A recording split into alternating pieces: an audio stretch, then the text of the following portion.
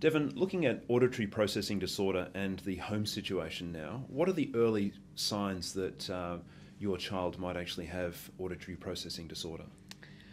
Well, I know a lot of parents complain that their children don't listen or that they ignore them. Now, for our child with auditory processing disorder, it really could be that they, in essence, don't hear what the parent says, or it's not that they don't hear, it was that they don't process the instruction as they should, so that then they don't respond in an appropriate way. I guess it would be very easy for a parent to say, my child doesn't listen to me. So again, similar to the classroom situation, maybe we need to give them a break and allow a longer time for them to respond.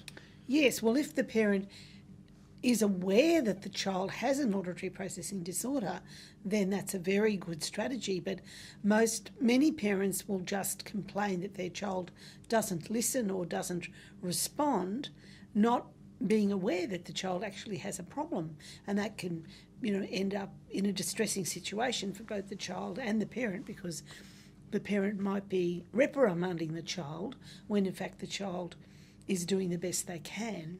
Do you find that sometimes children do unpredictable things because perhaps they only heard half the instruction? Indeed they do. For example, a parent might say to a child, "Please don't put your shoes on the table," but the child only hears, "Put your shoes on the table." And so the child will do exactly the opposite to what the parents requested because they've misinterpreted that instruction. So it might actually be really difficult to diagnose the problem or think that there's a problem because you're too busy just getting frustrated about the fact that the child's done something irregular or unpredictable. That's right. Do we find some of the symptoms are the same as in the classroom, like background noise in the home? Yes, that very much can be a problem. And we know these days lots of families have their television on all day. Yeah, I was going to mention that. Is the television in the background a problem? Yes, it is, particularly for our child with auditory processing, because if, mum's asking them to go to their room and, do something specific or collect something from their room and the television's on, they're not going to be able to process what the mothers or the parents ask them to do. I know in one of our earlier discussions you mentioned that children sometimes cover their ears when they're being shouted at. Is that actually causing them discomfort? Does it cause them pain, or is it just a frustration reaction? I think it's not so much a physical symptom, it's more a psychological symptom because the sound really bothers them.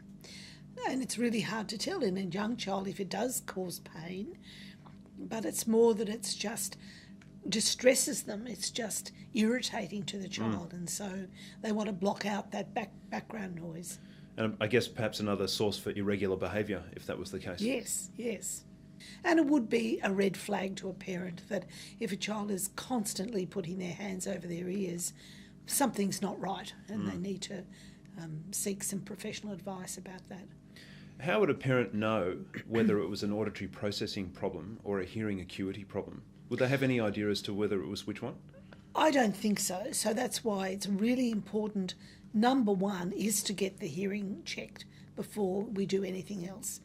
Particularly for a child that's had a history of multiple ear infections, because we know that when the brain needs to be processing speech and hearing speech clearly to develop the auditory pathways, recurrent ear infections interrupt that process.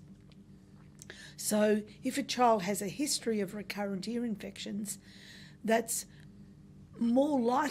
child is more likely to possibly have an auditory processing disorder.